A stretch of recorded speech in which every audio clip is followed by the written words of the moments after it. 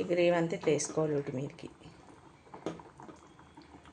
Welcome back to our channel. ఈరోజు నేనైతే egg masala curry చేస్తున్నా. 5 ఎగ్స్ తీసుకొని మంచిగా ఉడకబెట్టేసి పొట్టు తీసి నీట్గా కడిగి ఇట్లా మధ్యలో కట్ చేసి పెట్టేసుకున్నాను. ఇప్పుడు ఇది ఎలా రెడీ చేసుకోవాలో చూద్దాం. 4-5 ఎల్లిపాయ రెబ్బలు, కొంచెం పుదీనా,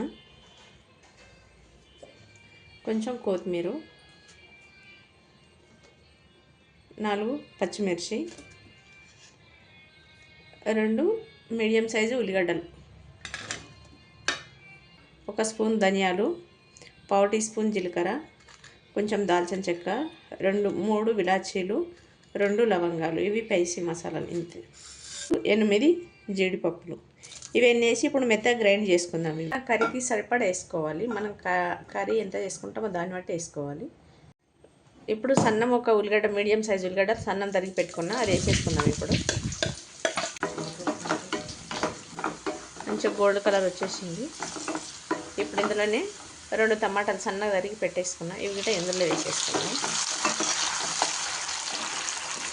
టమాటా తొందరగా ఉడుకుతుంది.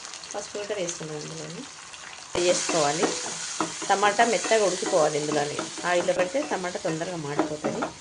చేద్దాం, తొందరగా ఉడుకుతుంది మూత పెడితే. ఉడికిపోయింది మంచిగా. అయితే ఆయిల్ అంతగా పైకి తెలింది. టమాటా గిట్ట మెత్తబడ్డది టమాటా అంతా.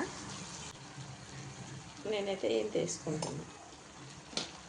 కర్రీ ఎక్కువ చేసి మనం చేసే కర్రీని బట్టి వేసుకోవాలి. కారం పొడి ఇంకా కొంచెం సాల్ట్ గిట్ట వేస్తున్నా. ఫస్ట్ వేసినాం కదా, కలిపేసుకోవాలి.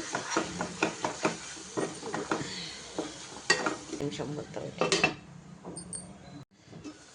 మసాలా అంతా గ్రైండ్ చేసినాం కదా, ఇక ఈ పేస్ట్ అంతా ఇప్పుడు వేసుకుందాం. ఇందులో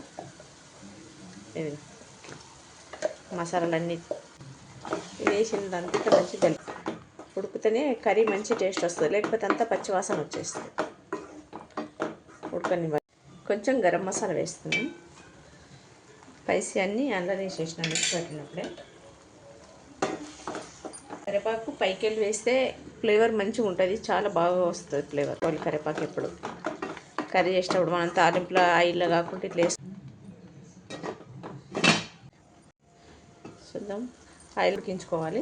ఇప్పుడు ఇంట్లో కొన్ని వాటర్ వేసేసుకుందాం. ఇలా వేసిన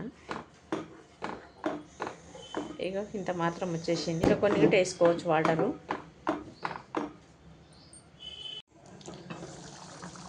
ఉడికి మొత్తం దగ్గర పడ్డది. ఇంకా వాటర్ కావాలంటే ఇంకా ఎక్కువ కావాలంటే వేసుకోవచ్చు. లేదు ఇక వచ్చేసింది.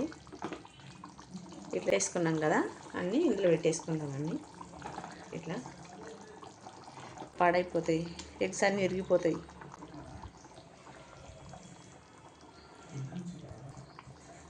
కట్ చేసినాం కదా, ఇవి ఘాట్లు పెట్టేసుకుంటే కలిపితే ఏం కాదు. కట్ చేసినాం కాబట్టి ఎగ్స్ అన్నీ ముక్కలన్నీ విరిగిపోతాయి. కలపకుండా పెట్టుకోవాలి. ఇట్లా ఈ గ్రేవీ అంతా ఇట్లా వేసుకోవాలి వీటి మీదకి. ఉడికి గుడ్డుకు మసాలా, కారం, ఉప్పు అన్నీ మంచిగా పట్టుకుంటే కర్రీ మంచి టేస్ట్ వస్తుంది. అట్లా దించేసుకుందాం. కర్రీ అయితే రెడీ అయిపోయింది. ఇప్పుడు ఎగ్ మసాలా కర్రీ. ఆయిల్ అంతా పైకి తేలింది. ఇట్లా ఆయిల్ పైకి తేలేంత వరకు ఉడికించుకోవాలి. కలపొద్దు, కలిపితే ఇరిగిపోతుంది. గుడ్డన్ని ముక్కలు అయిపోతుంది ఇదంతా. ఇప్పుడు ఇందులో కొంచెం ఒక 2 రెబ్బలు కొత్తిమీర వేసేసుకుందాము. వేసి దించేసుకుందాము. కొంచెం కొత్తిమీర వేసుకుంటే ఫ్లేవర్ బాగుంటుంది. టేస్ట్ ఫ్లేవర్ మంచిగా ఉంటుంది. అందులోకి టేస్ట్ కానీ పైకి వెళ్ళి వేసుకుంటే ఇంకా బాగుంటుంది అన్నట్లు. వేసి దించేసుకుంటే చాలా బాగుంటుంది. కర్రీ అయితే రెడీ అయిపోయింది. ఒకసారి మీరు ట్రై చేయండి. ఇట్లా ఎగ్ కర్రీ, మసాలా కర్రీ ఎన్ని రకాలుగా చేసుకోవచ్చు. కానీ ఇట్లా చేసుకుంటే ఇంకా చాలా బాగుంటుంది. పిల్లలు కానీ పెద్దలు కానీ అందరు ఇష్టంగా తింటారు. చూసి ఎలా వచ్చిందో కామెంట్ చేయండి, షేర్ చేయండి, లైక్ చేయండి, సబ్స్క్రైబ్ చేసుకోండి. ఓకేనా?